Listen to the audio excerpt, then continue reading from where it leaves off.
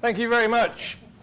When I was asked to speak here, John said to me, well, what are you going to talk about? And I said, well, do you want me to talk about DXing? Oh, no, we've got EI9FBB doing that, you see. Oh, well, what about contesting? No, we've got EI5DI doing that. Well, what would you like? Well, you know, you've been around a bit and you're editor of Practical Wireless, so why don't you just talk about amateur radio in general and give us some thoughts? So I'm afraid that's what I'm going to do. We're going to cover about 100 years of amateur radio, past, present and future, look at where it's been, where it's going. You have got a couple of hours, haven't you, just as we get into this.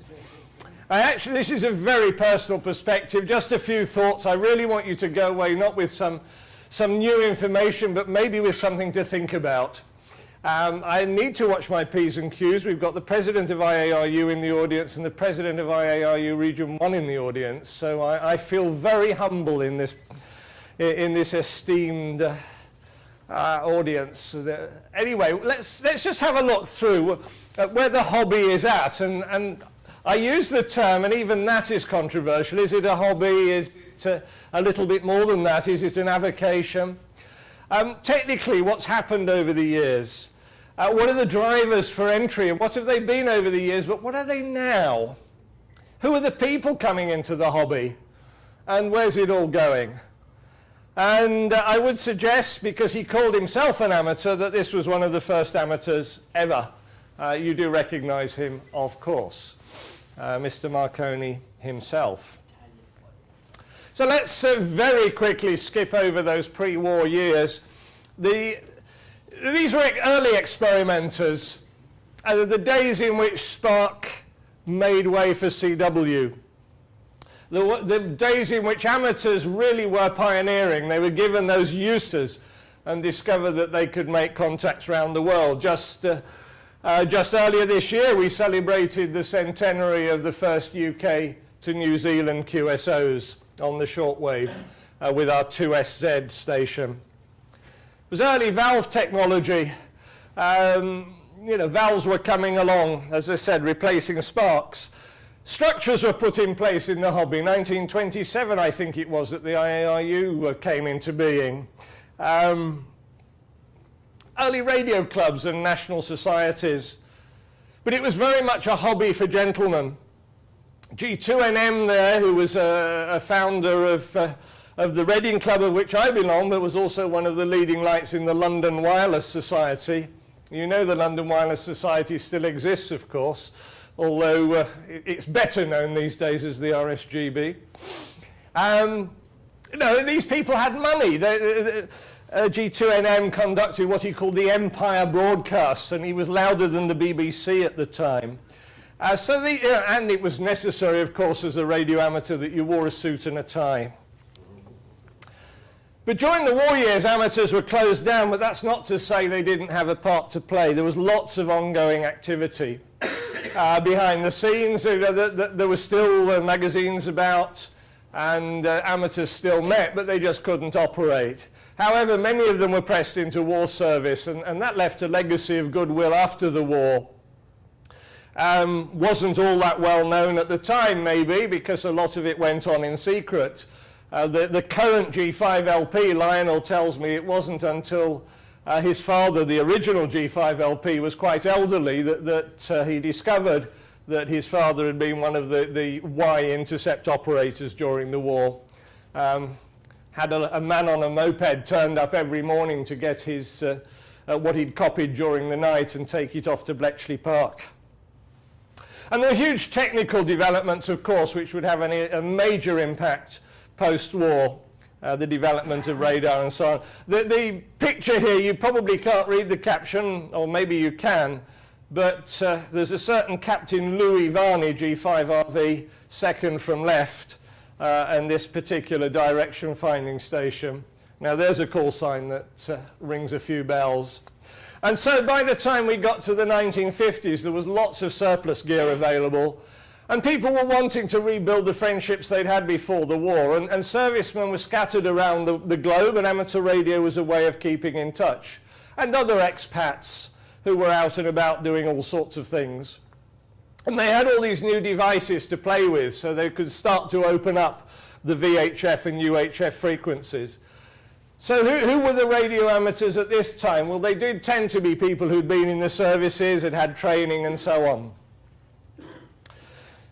So there we are, that's the 50s. And by the time we get to the 60s, SSB is starting to grow in popularity. You've got the early expeditions. Solid-state devices were coming along. And guess what? The Japanese transceivers were starting to appear. But nevertheless, a lot of the kit was coming out of the States and the UK, the good old KW2000. My station back in the 60s consisted of a DX100, as you can see, an Edison EC10, a Lafayette KT340, and a good old Kodar AT5, which was my first transmitter. Class B license was introduced in '64, and it was useful because you could do things on the UHF frequencies in 77s upwards at that time. And this, I would suggest, was the heyday of the university radio clubs. It was very much about self-learning, and there were some bright people coming into the hobby, there really were. But by the time we got to the 70s, the Japanese black box was becoming prevalent. I got my first black box in '73, a second-hand FT101 Mark I. Best thing that ever happened to that was I blew up the front-end amplifier transistor, and it worked a lot better after that because it stopped overloading. You can see the Europa transverter on top of it, and an AR-77, that was a legacy of the war, because it was a sort of stripped-down AR-88 that they then sold into the amateur market. You see the Class D wave meter, of course, and the Liner 2, or the Liner Spew, as it was perhaps better known because of all its sproggies. Sorry, let me... GB3PI was licensed in '72. I don't know about over here, but that was our first repeater. And that made a big difference because there'd been a lot of mobile operation on 160 meters, but it now migrated up to 2 meters. And you saw the first amateur satellites. I remember listening to the downlinks of some of them in the early 70s. And so, you know, the hobby was still alive and well. And again, you know, plenty of bright people, but you were getting more of the appliance operators. They didn't have to build their own. They didn't have to buy surplus World War II equipment. They could buy the Japanese black box. By the time we got to the 80s, CB was starting to feed into amateur radio. And this made a big difference to the mix of people in the hobby. But more importantly, in some ways, PCs started to appear. And we got some wonderful software. We got CT for logging. We got EasyNet for modeling our antennas. We got Minipop for doing propagation analysis. There was an Irish guy who came up with something called SD at the end of that decade. It's still going strong. And there were new magazines sort of on the back of that, new sources of information. And this was the first one I wrote for, Amateur Radio Magazine, because I made the mistake of writing to them and saying they knew nothing about what was going on the HF bands. And they said, well, if you know so much about it, you start writing about it. And that's how I got into writing for amateur radio. And I suppose that was the start of me ending up as editor of Practical Wireless. Packet radio came along, and in fact I wrote a data modes column for Amateur Radio Magazine for a while, and by that time I'd migrated to an FT101ZD, and you can see a TL922 linear amplifier. Didn't know much about station ergonomics though, by the looks of it at that point. So we're coming along, getting towards the present time, the 90s. Numbers were starting to fall in the hobby, certainly in the UK. People had come in through CB, they'd done their bit, but the numbers were dropping off. And the novice license was introduced largely as a response to that, although it was a 16-week course. I remember my son was in his teenage years. He got halfway through and got bored, because when you're a teenager, 16 years seems like forever, particularly as he was doing A-level physics and maths at the time, and he couldn't see why he was having to spend 16 weeks learning all this noddy stuff. And young people who were previously heading for amateur radio were now well into computers. So actually, you know, we were losing enthusiasm for the hobby. People were doing other things. What we did see was an influx of people from the Eastern Bloc. Some very keen young Germans, for example, in what had been East Germany. We've had some of them come on our expeditions with us since then. because suddenly they were allowed to do things that they hadn't been able to, or get their hands on kit that they hadn't been able to. You can see by then I'd moved on to an FT1000, and obviously the computer was very much part of the shack. And so we get on to the noughties and the abolition of the Morse test in the UK. This in the face of quite a lot of opposition, of course. I and some others thought it would probably be a good thing, and indeed it was, because people are now doing Morse because they want to. And I think there's a lot more activity. Some of them, of course, are using Morse readers to cut their teeth. And that's caused a little controversy, but I know of a few people who've actually moved on beyond that and become quite competent Morse operators. But perhaps one of the significant things, certainly for amateur radio in America, was 9/11 and then Katrina, because amateurs were able to step into the breach, and the authorities there recognized the value of amateurs. Bear in mind, talking about 9/11, if you're not aware, a lot of the emergency repeaters were on top of the Twin Towers for the professional services. So they lost all their capabilities and the amateurs stepped in. Which is why you see the kit down here, Ham-Aid. The ARRL has a pile of kit now that's been paid for by the US government that's there to ship out to anywhere that needs it, within the contiguous United States at least. You saw a new licensing scheme in the UK, a three-tier licensing scheme, and this was more sensible in many ways, get people hooked at a basic level. They don't have to do 16 weeks, a couple of weekends is enough, and then bring them through, although it's been a challenge to actually get people to upgrade. But there were other things happening in technology that's had a big impact. Broadband is one. Because suddenly the internet has offered us capabilities that we didn't have before. For example, just as at a sort of basic level, we had the packet cluster system had come in for propagating DX spots, and now the nodes were connected together over the internet. You didn't need to do it over amateur radio anymore. And I suggest that Facebook and other social media were starting to have an impact as well. Certainly for the young people in our hobby. And I'm not sure that the older people in the hobby actually understand the importance of social media in promoting the hobby and promoting the goodwill towards the hobby. Now I'll say a bit more about that, because now we're halfway through the, whatever you call them, the tens, I suppose. Social media has quite a big impact. SDR is well established as a technology. We talk about the technology side of things. Not quite sure where that's going. We've seen lots of SDR radios. It's certainly changing what we have in our shacks.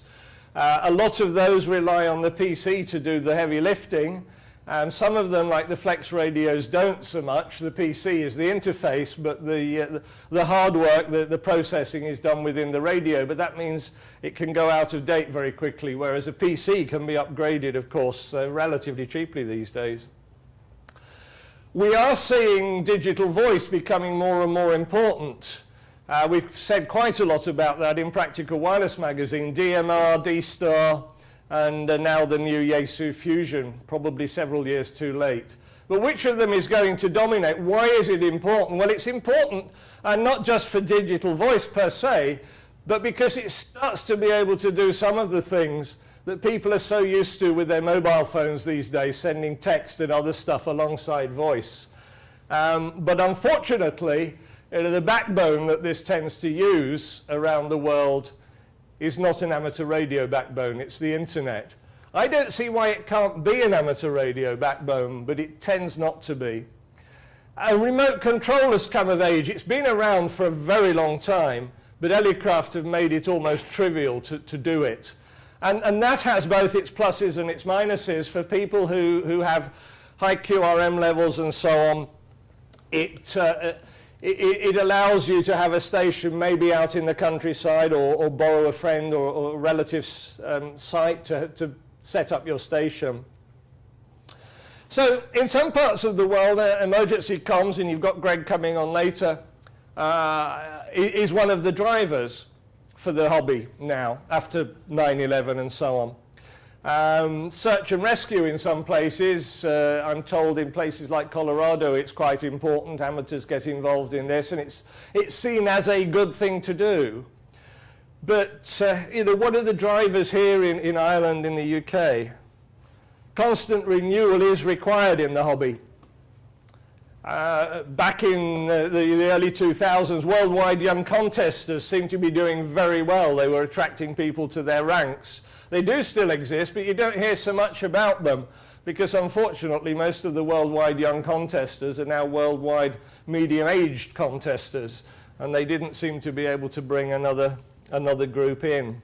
So the world is changing, and before I go on and just ask a few questions about that, I wanted to share this with you. You don't have to read it all, but I asked my brother earlier this week how things had changed for his hobby, and I'm not going to tell you what the hobby is, and I've edited this slightly so it's not immediately obvious. He said the best era for my hobby was the 80s. People communicated in real time. The phone was ringing with a network of people passing news around the grapevine. Then mobile phones came, and it made things easier, and you didn't have to keep phoning out. There was an 0898 number where you phoned your sightings. For others to receive this news, they phoned the premium rate number. This sounds a little bit like chasing DX, doesn't it? The next stage was pagers. You could pay a flat fee and get instant updates about anything that turned up that you were interested in chasing. And then after pagers, people were able to receive the latest news by text message and so on. And then it was all from a website. And the negative, he said, is there's no longer the need to speak to anybody, and you can just get the news and off you go. Off you go where? What is he? He's a twitcher. He's a twitcher, he's a birder, yes. But the model is exactly what we experience. You know, we are not unique in amateur radio.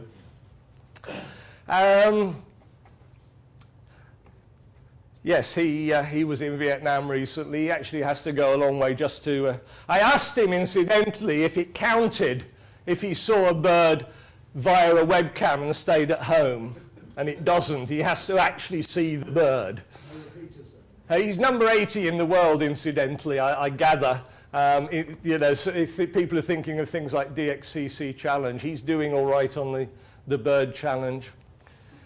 We've got a third brother, incidentally, who's normal. Last year at Friedrichshafen, the DARC allowed a young man, and I mean a young man, DO7KAY, to make a speech about where he saw the hobby. And he said what excited him was practical experience with technology, projects, particularly ones involving software, and getting together with other young people. Mains independent operating, that's things like SOTA, it's field days and stuff like that. And for God's sake, if I go to a radio club, let's talk about the good old days. A survey in the Netherlands, I understand, also mentioned contesting, but it's interesting to see on a couple of the contest reflectors just in the last week or two, bit of cold water poured on that contests are not that well seen by people who do computer gaming. They don't have the instant feedback. They're not as exciting. There was an interesting series in National Contest Journal, the American journal, a year or two back, by somebody who developed video games for a living, and he was talking about how you might remodel some of our contests to appeal to young people. Well, maybe we'll talk about that in a moment. What's the role of the clubs in all of this? Well, training has revitalized clubs. I think one of the good things about the three-tier license is that clubs have actually got a reason for their existence. They're training people, and it's exciting. And some of the clubs are doing some good stuff. Through the 80-metre contest championships that we have in the UK, the Norfolk Club has actually got a mentoring scheme.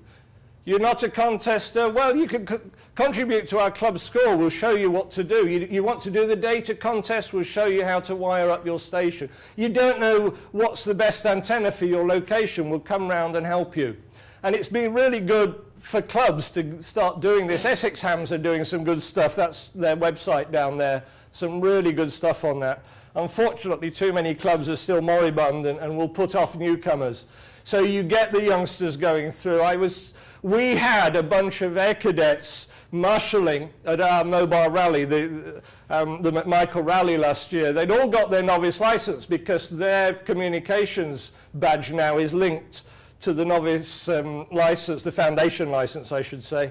And they all had their call signs, and I was talking to them and saying, well, what happens now? Don't know, really, which was a shame. So what are the drivers in the hobby these days? Well, more and more they're planning issues. You know, well, why would I want to do this amateur radio? I can't put an outside aerial up anyway. Oh, if I listen, I can't hear anything locally. And maybe also the complexity of equipment discourages home construction. Not many people build aeroplanes these days. They used to in days gone by. Again, amateur radio is not unique. But I think there are other things that are going to happen. You've still got the hobby growing in the Far East, where it's maybe dying in Western Europe and the States. We're seeing some cheap radios. There's some very cheap handhelds now. And I think we're probably going to see some cheap HF radios, maybe SDR ones coming in. So at least they'll make the hobby more accessible in that sense. But what are the solutions? Well, one of the things that is becoming popular is this idea of remote operating. It gets you away from QRM, and you don't even need to connect to the internet when you're sat on top of a hill in the Lake District or whatever. QRP is still popular. You know, people do build still build kit and do it. I don't think we want to spend our time wallowing in nostalgia. Maybe we accept that the centre of gravity of amateur radio will move towards the east. But you know, remote operating gets over this problem of QRM at home. It gets over the planning issues. But obviously there are other issues associated with that. Portable operating very nicely gets over all of those things. What are the activities that people are going to get themselves involved in future? Well, space communications is still popular. You see schools being involved in talking to the International Space Station. We're about to carry an article that's already appeared in Dubus, which is an English-German VHF magazine, about EME. Well, that's a bit esoteric, isn't it? Well, actually, it's not difficult these days on 77s and above with some of the data modes. Well, some would pour scorn on that and say, well, you can't actually hear the signals with WSJT. But actually, it's amateur radio. What is amateur radio? Paul was talking about its radio without wires. To me, as long as there's a radio link somewhere in the chain for which a license is required, then that's amateur radio. But EME and data modes, you can do it, and it's become much more accessible to many more people. And data modes have actually transformed life for a lot of people. The fact that with 20 milliwatts using WSPR, you can be heard the other side of the world, and you can actually have a QSO. Not that that was ever designed as a two-way QSO mode, but you can. And with those sort of powers, you don't need to worry about having a 3-element Yagi in the garden, but you can still have a lot of fun. We don't have too many emergencies in the UK, thank goodness, but I think there is a role for amateurs to be involved in community event support. And that's one of the big things that my local club does. We support several charity walks and so on in the course of a year, and a lot of people have a lot of fun doing that. You don't have to be part of RayNet. Greg will probably disagree with me. We'll see what he says later. And construction is still out there. It's just different. I haven't tried SMD, surface mount device construction yet, but a lot of people say it is doable if you get the right kit, and we even had a talk at our local club about how to do it. But you can get kit like this, Arduinos, Raspberry Pi, and the youngsters find this very straightforward. They'll do all sorts of interesting things with it. And I was quite interested at the Blackpool Rally the other week to see Kanga Products were doing a receiver and a transmitter board that plug onto the Arduino, and suddenly you've got a very interesting piece of amateur radio kit, a full transceiver with all sorts of computer interface options to go with it. But the challenges remain. We're competing with other calls on people's time. We're trying to maintain the magic. We're trying to resolve this dichotomy between radio-based and fixed infrastructure, because there are so many interesting opportunities opening up by interfacing amateur radio with the internet. But on the other hand, one of the strengths of amateur radio has always been that when the fixed infrastructure falls over, amateurs can step into the breach. So we need to find the right balance between the two. That's really all I wanted to say. We're just about half an hour up. So it gives us time for a couple of questions. But I just wanted, as I said at the beginning, to give you some things to go away and think about, and whether you think the hobby has a future or not. And if it has a future, which direction is it going in? And what do we, you as IRTS, we as our radio clubs in the UK, or as the RSGB, Don and Tim as the IARU, what should they be doing? Thank you very much.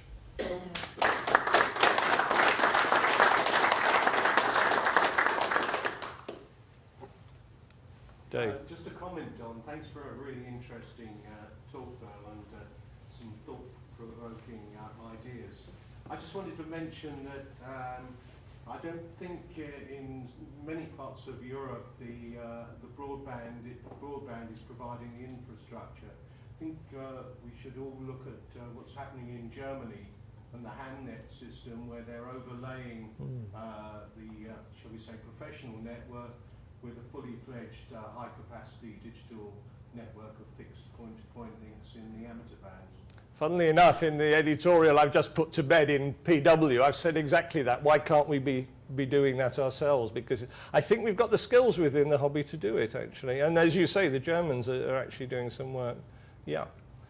You referred earlier on to digital voice and the multiple standards. Yes.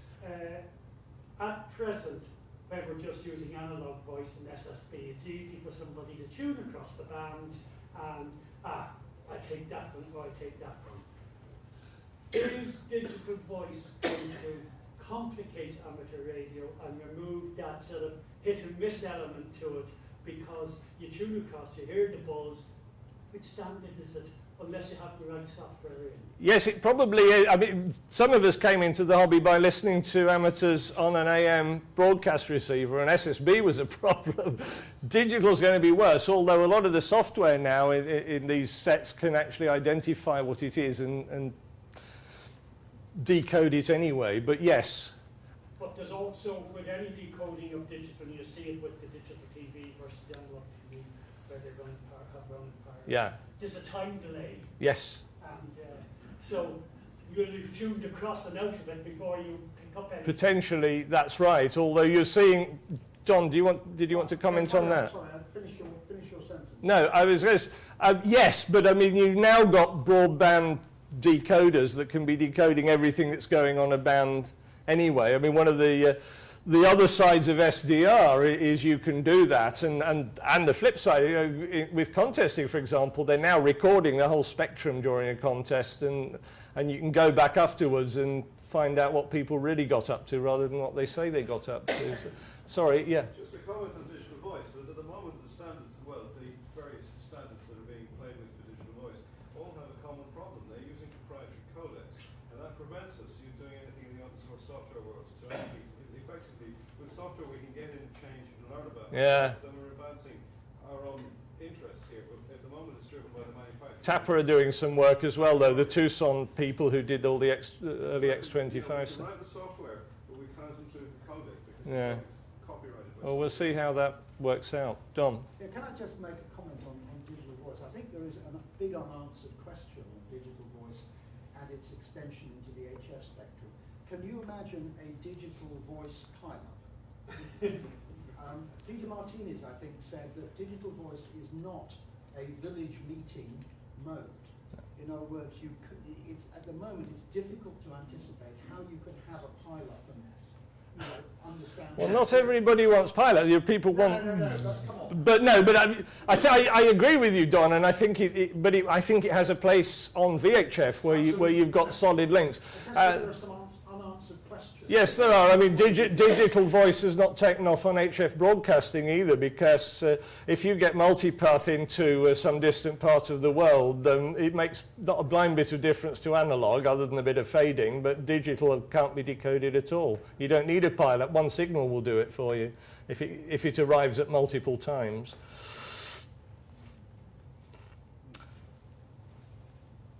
Okay. Again, could you show your appreciation for Don?